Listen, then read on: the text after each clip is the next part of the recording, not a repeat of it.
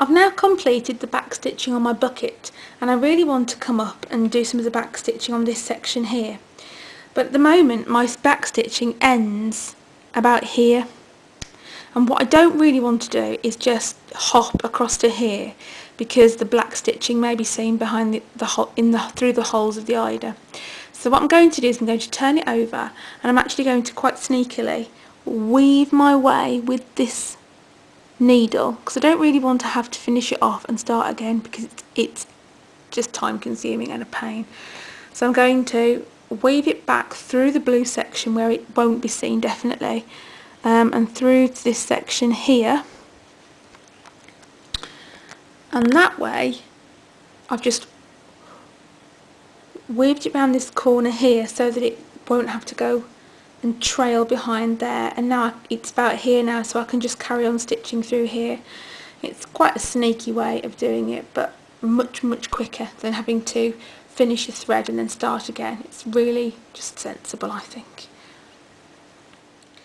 Now I've backstitched that section, I've not really got very much thread left. I'm quite happy to cast off now, so I'm just going to tuck this tightly underneath some really nice tight stitching that I've already done. Plenty of them, because it's a small piece of thread, so I want it to be secure. Pull it all the way through and snip off. The last thing you need to do with your cross stitch once it's finished is actually wash it and iron it, get it ready for whatever you want to do with it. So I haven't actually washed mine, to be honest. I'm not going to wash this one because I'm on holiday and I haven't got my normal non-bio hand wash with me. But if I was at home, I'd wash it in really cool water with a tiny amount of hand wash, and let it dry flat between two towels. The next thing you need to do is you need to iron it to get out these creases. On a much bigger cross stitch, if you wanted to, you could actually take it to the dry cleaners and they'll happily clean it for you, and that will prevent any sort of bleeding, because I know that the DMC black, the blackest black that they do, some people have reported that that one actually bleeds, so just be really careful with washing it and don't use hot water. And then you need to just iron it. So I've got the iron on a sort of medium setting. I'm actually going to cover it over just with a clean tea towel and iron it through.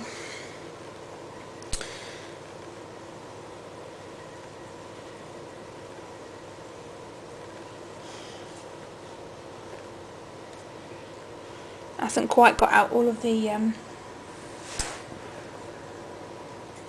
creases. Just iron the back. Because I've got it on quite a medium setting, it's okay. And I haven't got the steam setting on.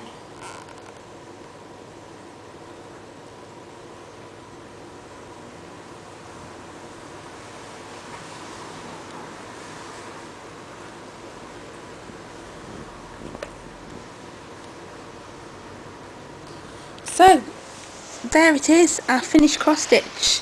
It looks gorgeous. Now you can do loads of different things with this finished pattern. One really nice option is to actually stick it to the front of a notebook. You can actually do that, and you can trim around it and deliberately fray the edges so that it looks really nice. You can apply something called fray stopper, which you can get from and have a dashery around the edges to stop it fraying. And you can sew it to like a cushion. You could just frame it and have it as a framed cross stitch. You could have it on the front of a bag. It depends how handy you are with other types of stitching. If you've got a friend who's really confident with stitching, you could give it to them and they could do something with it for you. This is a cross stitch I did ages ago, and actually I got this one free off the front of a cross stitching magazine, and I made it and framed it, and I've given it to my mum and dad and they keep it here in their holiday home.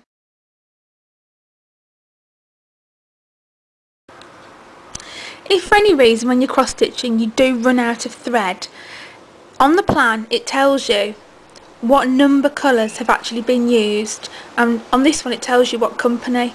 So there's two major manufacturers of the threads, which are DMC and Anchor, and these are DMC numbers.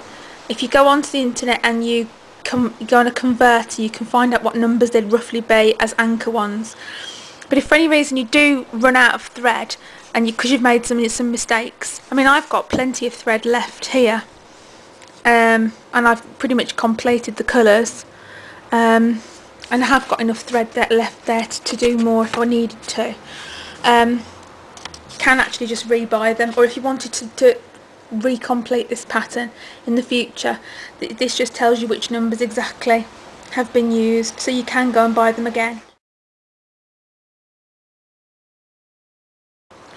If you've had to stop and unpick your thread for any reason, quite often when you come back to rethread your needle, you have two uneven ends for whatever reason. Just trim them off to rethread them, and you'll find it really, really easy to rethread your needle that way. Sometimes when you're stitching, you can just feel from the needle that something isn't right, that when you're pulling here, not as much thread's coming through as it should be, or if you're pulling through the back, and sure enough here there's a little problem, which is quite a common problem that I've come across with cross stitching. This particular problem is massively reduced by separating every thread at the beginning of your work, like I showed you in my part 1 video.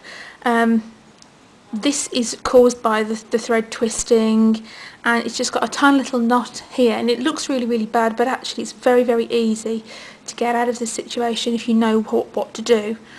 The best thing to do is place your needle in this loop here and very, very, very gently tug it. Now you tug it either one way or the other, you have to just test them out.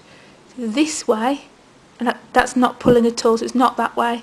I'm going to hold this thread and pull it in this direction, and can you see that just comes almost completely out there, and then just tuck your needle underneath and pull, and the knot comes out. It's a lot easier to get out of than you think, and then you can just carry on stitching nicely. Don't panic if that happens, just put your needle into the loop, find out which direction you need to pull it, and then just gently tug the knot out, and it's quite easy to get out of.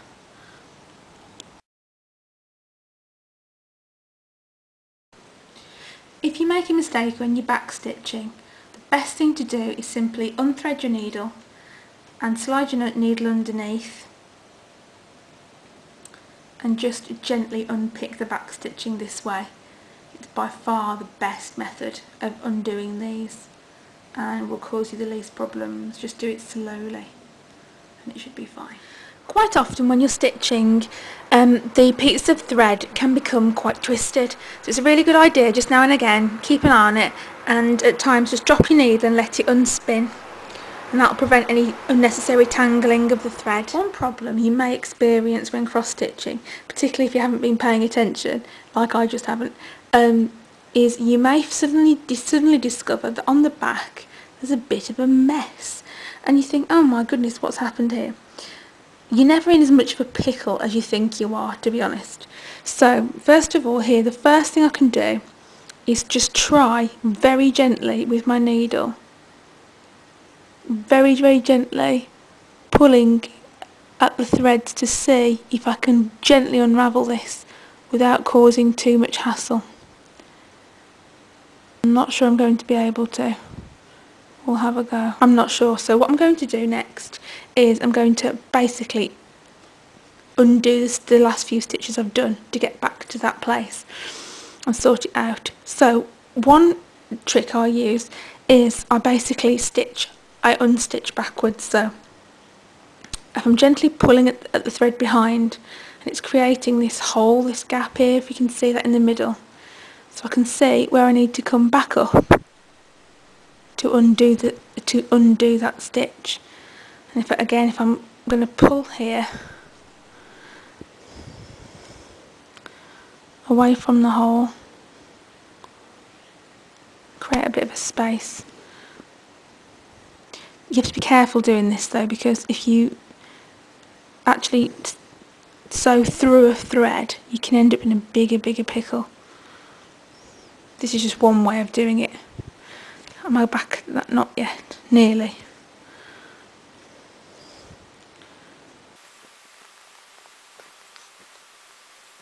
And I'm there, and what's happened is the time I've taken to stitch back to there, it's pretty much gone, apart from this knot here that I'm left with in the thread. Now sometimes if you just give it a gentle tug, these disappear. Now you see that just came out. So that was quite an easy one to deal with. The method I used there was a little bit maverick and a little bit risky in terms of if you'd been inaccurate in any way, you would possibly have split the thread, put your needle through a piece of thread and ended up in a much worse situation.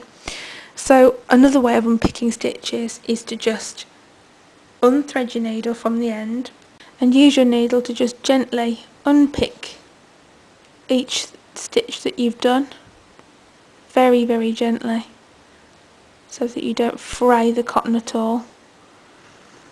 So you see, mistakes are very easy to undo. This is probably the best way.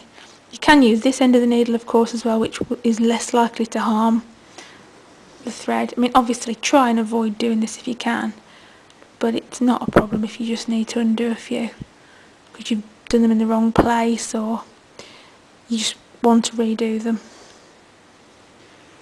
There you go, easy as wink, and then you just rethread your needle and carry on. Okay, one little problem you may have is if you forget to do just one stitch on its own in an area. So for example here, I've just forgotten to do this one stitch. It's a darker yellow stitch which I've already got threaded up here. So what I'm going to do is I'm going to turn the material over, cut underneath some stitches that already exist towards it to trap my thread in position, and then I'm going to actually complete that stitch very carefully without pulling it through.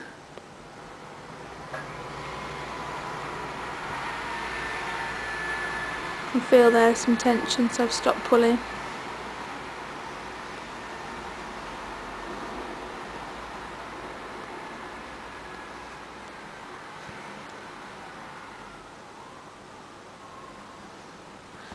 And then, using the same method, go over to the back and tuck that underneath some stitches nearby as well.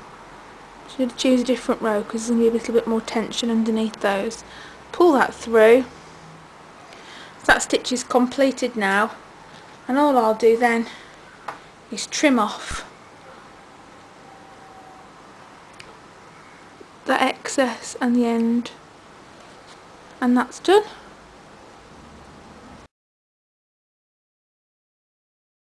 This is my cross-stitching sort of folder, and I have got some cross-stitching magazines here. These are absolutely brilliant for getting ideas and learning new techniques and picking up ideas for patterns. I've got tons of half-finished cross-stitches here. It's very addictive, and I did this one last time I was on holiday actually, and I just got distracted and need to just finish that last bit off. This is the biggest cross-stitch I've ever done, and that's not yet finished. You can see from the size of my hand how big that one is, and I've been working on that for absolutely ages and ages and ages. I've got one cross stitch I'm doing which I actually bought all the different threads individually for, so I did this one from a magazine, and the pattern in the magazine, so you can see it's on the front of this magazine here, and I've actually started working on this one. This one's absolutely filthy because I was doing it when I was in a show, and I got makeup all on the side of it when I was using my hoop. So I need to get that one professionally washed once I finished it. This here is a photograph of the first cross stitch I ever did, and I mean the quality of it wasn't brilliant, but I absolutely loved doing it, and that's the one that inspired my interest in cross stitching. So I've also had a little bit of a soft spot for that one, and I gave it to somebody as a friend as a present, which is why it's framed, and you can see there I've put my name on it in the corner. This is how I keep all my different threads in this system. I think it's a DMC system, and you just buy these empty wallets and the sticks to put the threads on, and then you just keep them all in these threads. I've got more threads than cents probably. There's another half finished cross stitch. And another one. And this is one in here that I did for my sister that I actually designed myself. I just got some squared paper, and I took this idea and this idea from a magazine. I made up the lettering myself and the border. I haven't got it anymore, but that is, I made that into a card for my sister, and she's still got that, which is really nice. Thank you for watching my cross stitch tutorial. I really hope that it helped you and that you really enjoy cross stitching. Bye!